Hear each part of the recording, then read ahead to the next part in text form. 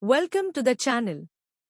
Let's continue further to explore and summarize what Rich Dad Poor Dad says. Welcome to your deep dive. Today, we're going to be tackling Rich Dad, Poor Dad Oh, yeah.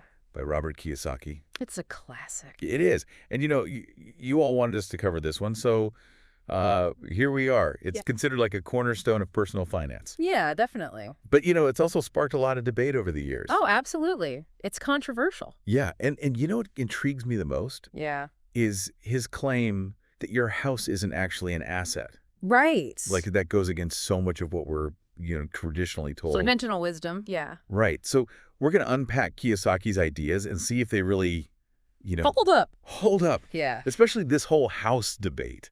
Yeah, I think that's one of the things that people really latch onto with this book is this idea that, the thing that we're always told is like the American dream. American dream, right, is actually maybe not what we think it is. Right. And what's so fascinating about Rich Dad, Poor Dad is how Kiyosaki uses these personal experiences to illustrate these principles. Yeah, I love that about him. He contrasts the mindsets of his own father, the poor dad, with his friend's father, the rich dad, to set up these two different ways of thinking about money. Right. That's like the foundation of the whole book, right? Absolutely. You got the poor dad who's, followed that conventional path. Yeah. Like got a good education, secure a stable job. Right. Yet struggled financially. Yep. And then there's rich dad, who's this self-made entrepreneur Yeah. who emphasizes financial literacy over traditional education. And he wasn't afraid to kind of push Kiyosaki outside of his comfort zone to teach him these lessons. Oh, totally. And like, a great example of that is that story he tells about working for Rich Dad for, what was it, 10 cents an hour or something? 10 cents an hour. This is, nothing. Yeah, and he was like sweeping floors and Yeah. doing all these menial tasks. Right. And it wasn't about the money. It was about the lessons learned. Exactly. That's such a key takeaway, I think, from Rich Dad, Poor Dad. Yeah. Is that, you have to be willing to work to learn, not just to earn a paycheck. Right. And I think that's one of the biggest challenges that he throws down in the book is like that the things that many people consider assets are actually liabilities. Absolutely. He really wants you to shift your thinking from working for money to having your money work for you. Yeah. And that's where this core principle of assets versus liabilities comes into play. Right. And it's something that we hear all the time now, but it was Yeah. really groundbreaking when the book first came out. So let's break this down. Okay. Like, what does he actually mean by assets and liabilities? Well, he defines an asset as something that puts money in your pocket, Okay. while a liability takes money out. Okay. So rich people, he argues, focus on building a column of assets. Oh. Things that generate income, whether that's rental properties, businesses, stocks. And this is where that whole your house is not an asset argument comes in, right? Exactly. Which seems so counterintuitive. I know. Because we're always told, owning a home is a great investment. It's a cornerstone of the American dream, Right. But he really challenges that. And he actually illustrates it with this really simple but powerful cash flow diagram in the book. Oh, yeah, the cash flow diagram. That was one of the most helpful parts of the book for me as a visual learner. Me too. Yeah. Me too. And he shows how, for most people, a house is a liability because it leads to all these ongoing expenses. Yeah. Mortgage payments, property taxes, insurance maintenance. All of these things are taking money out of your pocket every month. So it's not generating income. Right. So to him, it's a liability. Precisely. He's not saying that owning a home is inherently bad. Okay. It's about understanding the financial dynamics and making sure your choices align with your goals. Okay, so like if you are, trying to build wealth, Right. you need to make sure that It's actually working for you. your house is actually working for you. Exactly. So this really forces us to, reevaluate like our own spending habits, doesn't it? It's like looking at everything that we buy Yeah. and asking, is this really an asset putting money in my pocket? Or is it a liability disguised as an asset? Okay, it's a question we should all be asking ourselves regularly. I think that's a key takeaway from Rich Dad, Poor Dad. Okay, so we've kind of established that Kiyosaki emphasizes building this column of assets. Right. But how do we go about doing that? That's the million-dollar question. Right. And he keeps using this phrase, minding your own business. Yes. What does that mean? It's not necessarily about starting a company, although that can be part of it. Okay. It's more about taking control of your finances and creating a portfolio of income-producing assets. Yeah. And to illustrate this point, he talks about Ray Kroc, the founder of McDonald's. Oh, yeah. The burger guy. The guy who built a fast food empire. Right. But Kiyosaki argues that his real business wasn't burgers and fries. Wasn't it real estate? It was real estate.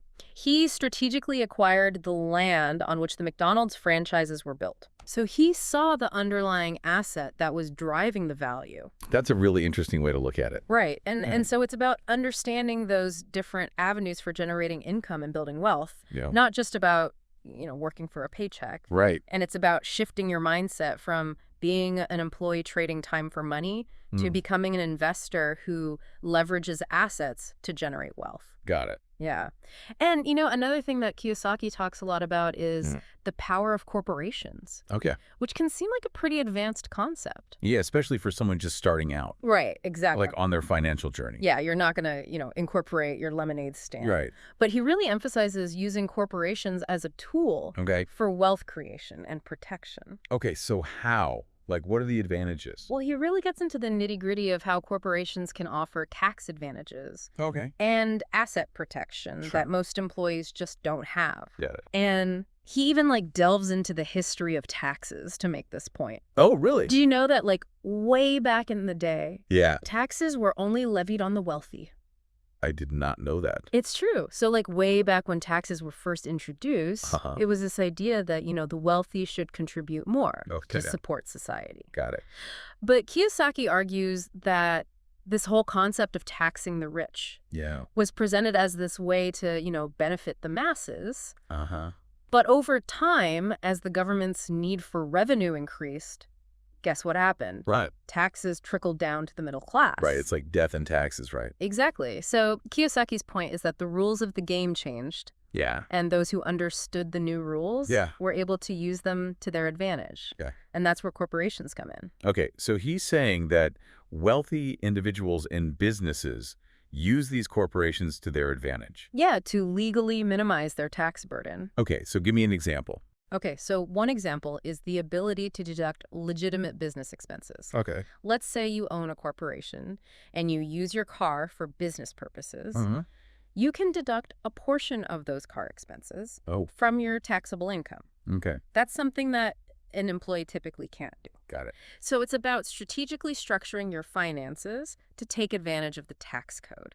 Okay, so what about asset protection? Oh, yeah. So a corporation acts as a separate legal entity from its owners. Okay. This means that if the corporation faces legal issues or goes into debt, the personal assets of the owners are generally protected. So it's kind of like a shield. Exactly. It's like a shield between your personal wealth and the risks associated with your business. Wow. There's a lot to consider when it comes to corporations. There is. But it's worth exploring, right? Absolutely. Kiyosaki's point is that it's worth exploring and educating yourself. Okay. And understanding how these tools can be used to build wealth and protect yourself financially. Right. Okay, so there's another interesting phrase that he uses. Yeah. He says that rich people invent money. I love that phrase. It sounds kind of mysterious. Right. What does that even mean? Yeah, like what's he talking about? He's talking about seeing opportunities that others miss. Okay. And using financial intelligence to capitalize on them. Okay. And he gives this great anecdote in the book about a house he bought for $20,000 less than the asking price. Oh, wow. And then immediately resold it for a profit. Wow. That's a classic example. So he understands the market. Exactly. Knows what to do. Yeah. And makes a smart decision. And he believes that this is a skill that anyone can develop with the right knowledge and mindset. Okay. It's about understanding how money works and training yourself to see those opportunities. Where other people just see obstacles. Exactly. Okay. But let's be real. Okay. Not everybody's going to be a real estate mogul. Right. Yeah. Flipping houses for profit. Right. Are there other ways to invent money? Oh, absolutely. Think about the rise of e-commerce. Okay. A lot of people have invented money by creating online businesses. Right. Selling products or services. Yeah. Tapping into a global marketplace. So it's like thinking outside the box a little bit. Exactly. He's challenging the traditional notion of, working for a paycheck. Okay. And he's encouraging you to think like an entrepreneur. Okay. To see the possibilities where others might see limitations. So being proactive. Yes. Having financial intelligence. Yeah. But also being willing to take some risks. calculated risks. Yeah. But, Kiyosaki also acknowledges that there are these internal obstacles that can get in the way. Well, yeah. Things like fear, cynicism, laziness, bad habits, arrogance. These are all like really human things. They are human, and they can be bigger roadblocks to success than not having enough money. Than a lack of knowledge or opportunities. I remember that story he tells about his friend who refused to invest in real estate. Didn't want to fix toilets. Because he didn't want to fix toilets. I think that's a lot of people. Yeah. They get caught up in the potential downsides. Yeah. And they miss out on the potential upsides. So it sounds like mindset is really important here. Oh, absolutely. Kiyosaki believes that overcoming those internal obstacles is crucial to achieving financial success. So it's not just knowing the rules of the game. It's like mastering your own psychology. Right. And that's why he's such a proponent of continuous financial education. Okay. He urges readers to attend seminars, read books, seek out mentors. Keep learning. Keep growing. Yeah. Because the financial landscape is constantly changing. Right. We need to be adaptable. Stay ahead of the curve. Stay ahead of the curve. And, one of the things that really stood out to me was his idea of pay yourself first. Oh, yeah, that's a big one. What are your thoughts on that? I think it's brilliant. It's like setting aside money for savings and investments before you pay your bills. Before anything else. Which seems kind of crazy at first. Right, because we're so used to, paying our bills first and then whatever's left over, we might save. Right. But he's saying, flip that script.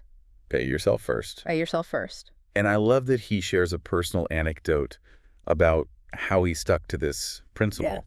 Yeah. Oh, yeah. Even when he was facing financial difficulties. Yeah. Which shows a lot of discipline. Yeah, it's a testament to his commitment to that principle. Yeah, because it would have been so easy to say, oh, I got to pay these bills. I can't pay myself first. Right. But he stuck to it. Exactly. So to me, that's like a really key takeaway. Yeah. Is that even when things are tough, you got to stick to your principles. And prioritize your future self. Yes. Your future self will thank you. Exactly. You know what I also really admire about his story is that he didn't follow a conventional path. Right. He didn't go to, the best schools, get the best grades, climb the corporate ladder. Right. He found his own way to success. And I think that resonates with a lot of people. Especially those who feel like they don't fit into that mold or they don't want to. Yeah. Kiyosaki's journey is a testament to the power of thinking differently. Yeah. Challenging those norms. And carving your own path. Exactly. So it's about being true to yourself. Yes. Pursuing your passions. Absolutely. Even if they seem unconventional. That's what Rich Dad, Poor Dad is all about. Okay, so we've covered like a lot of ground here. Yeah, we have. Assets, liabilities, corporations. Inventing money. Inventing money. Yeah, it's a lot. If you had to like boil down Rich Dad, Poor Dad to its essence, what are the key takeaways? I think for me, it's all about that mindset shift. Okay. He wants you to stop thinking like a consumer. Okay. And start thinking like an investor. Right. It's understanding that fundamental difference between an asset and a liability. That puts money in your pocket versus taking money out. Exactly. Yeah. And he really emphasizes, building that asset column. Building that column, yeah. Whether it's real estate businesses, stocks. Right.